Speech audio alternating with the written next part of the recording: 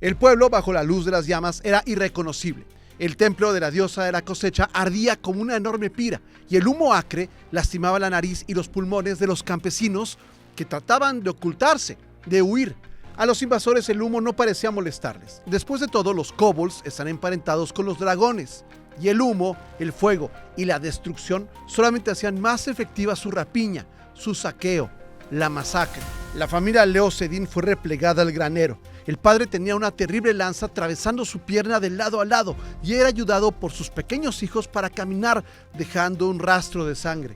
La mamá, una labradora del campo, atrancaba la puerta como podía para ganar unos minutos para tratar de salvar sus vidas. Los invasores comenzaron a golpear la puerta primero, a tratar de derribarla después y al final a prenderle fuego a todo el granero. Aquí no había armas y aunque las hubiera, nadie de ellos era un guerrero. Había unas palas, unas cuerdas y también una hoz muy afilada y lista para el trabajo de las mañanas. La misma hoz con la que la mamá repetía el mismo movimiento de segar el trigo desde hace 20 años por 8 horas, todos los días. Todos los músculos de sus fuertes brazos, de su espalda, de sus caderas, estaban fortalecidos para ello y sabía manejar esa herramienta de granja con una enorme precisión para cortar el trigo y arrancar las malas hierbas. Fue ella, la mamá, la que quitó la traba de la puerta. Esa fue la primera sorpresa para los invasores. Y la última fue que cortar trigo y cortar kobolds es muy parecido. La hoz es sin duda la más agriculturista. ¿Agriculturista es una palabra? Bueno, la más agriculturista de las armas. La hoz, la segadera, echona o hichona, es una herramienta agrícola hecha con una aleación de hierro con cobre para que sea resistente a la humedad. Y tiene como principal uso el cortar los tallos de cereales, sobre todo el trigo. Consiste en una cuchilla metálica en forma de media luna y un mango para poder dirigirla. Tiene cierta semejanza de forma y función con una guadaña, que es como la que usa la muerte, digamos, pero su hoja es más curva y mucho más pequeña, lo que permite emplearla con una sola mano, liberando la otra para poder sostener el trigo que está siendo segado. Este video pertenece a un recorrido por todas las armas del Manual del Jugador 2024 de Dungeons & Dragons 5ª edición. En estos videos te vamos a describir mecánicamente, o sea, en términos del juego, cada una de las armas. Y después te damos algunas ideas para poder inspirarte, ya sea como jugador o como Dungeon Master. Te dejo aquí la liga a esa lista de reproducción que ya contiene varios videos y que se llama Arsenal.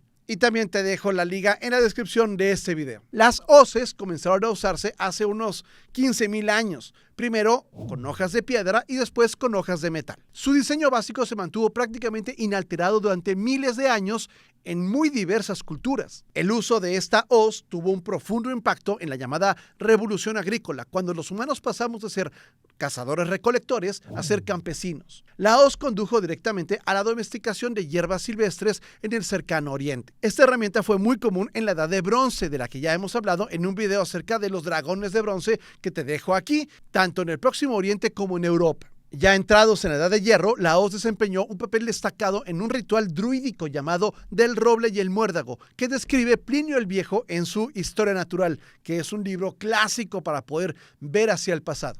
Dice Plinio el Viejo: un sacerdote ataviado con vestimentas blancas trepa al árbol y con una hoz dorada corta el muérdago, que es atrapado en un manto blanco. Finalmente, matan a las víctimas rezando a un dios para que conceda su don propicio a quienes lo han pedido. Creen que el muérdago, dado en bebida, otorga fertilidad a cualquier animal estéril y que es un antídoto para todos los venenos. Debido a este pasaje, algunas ramas del druidismo moderno o neodruidas han adoptado la hoz como una herramienta ritual. Espero que para cortar el muérdago y no para matar a las víctimas. Se han descubierto hoces también en el suroeste de Norteamérica con un diseño único. Existe evidencia de que los isleños nativos de Kodiak usaban hoces para cortar la hierba y eran hoces hechas con un omóplato afilado de un animal, que es una cosa muy poco común. En la Biblia, la hoz representa el juicio divino y la acción de Dios para separar y para juzgar, especialmente al final de los tiempos, para cegar, las almas y poder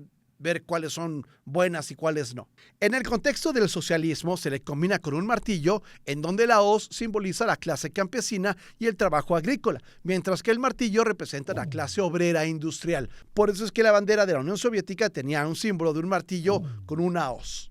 Al igual que otras herramientas agrícolas, la hoz puede utilizarse como una arma blanca improvisada. Algunos ejemplos son el kurashigama y el kama japonés. También las llamadas hoces de pollo de China, la macatraca del pueblo Sande del norte de África Central, e incluso Paulus Hector Mair, que era autor de un manual de combate del Renacimiento alemán, también dedica un capítulo completo a la lucha con hoces. Esta herramienta es especialmente frecuente en las artes marciales de Malasia, Indonesia y Filipinas. En Indonesia, por ejemplo, la hoz nativa, conocida como celurit o clurit, se utiliza tanto para la lucha como una herramienta doméstica y en el campo. Vamos a ver ahora sí la hoz en términos de Dungeons and Dragons.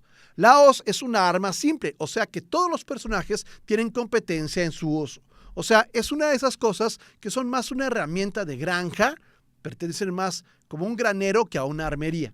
Prácticamente todos los herreros de pueblo van a tener varias hoces listas para ser vendidas. Como arma hace un daño de 1 de 4 más tu modificador de fuerza y tiene la propiedad de ligera. O sea, en combinación con otra arma ligera en la otra mano de tu personaje, puedes hacer un segundo ataque como acción adicional. Pero al daño de ese segundo ataque no le sumas tu modificador de fuerza a menos que sea negativo. Además de eso, tiene una maestría de armas que se llama Meyar o Nick, con la que cuando haces un ataque extra con otra arma ligera, no cuenta como una acción adicional. Y tú me dices, bueno, ¿y eso para qué me sirve? Y yo te digo, pues para poder usar tu acción adicional o bonus action para hacer una cosa especial que solamente puedes hacer como una acción adicional. Y tú me dices, bueno, pues ¿cómo qué? Y yo te digo, como bárbaro puedes iniciar o terminar la furia, hacer embestida si tienes el sendero del guerrero totémico. Como bardo puedes otorgar inspiración bárdica. Como clérigo, en una acción adicional puedes dirigir criaturas encantadas o mover una ilusión. Como druida puedes regresar a tu forma normal. Como guerrero puedes tomar un segundo aire. Pero lo más importante es la acción astuta que ganan los pícaros en segundo nivel, que es correr, destrabarse o esconderse como acción adicional. Y entonces tú me vas a decir, los pícaros pueden en su turno atacar con 2 armas ligeras y moverse sin ocasionar ataques de oportunidad. Y yo te voy a decir, sí. Una hoz pesa típicamente 2 libras, o sea, poco menos de 1 kilo, y vale una pieza de oro. Eso es, como hemos dicho antes, una hoz de súper lujo. Una usada y gastada puede valer muchísimo menos. En el caso de esta arma, no hay mucha confusión con respecto a lo que es una hoz. Su forma es tan común, tan universal, que una hoz es una hoz en todos lados. Y solamente en tanto tengas clara su diferencia con una guadaña, estamos del otro lado. Un poco para compensar que este video es muy corto, he decidido acabar con un haiku basado en el mini cuento del prólogo. Hoz en la sombra, no ciega trigo hoy, ciega dragones. Mi nombre es Manuel Solís, muchas gracias y que tires muchos 20s. ¿Te gusta Doble 20?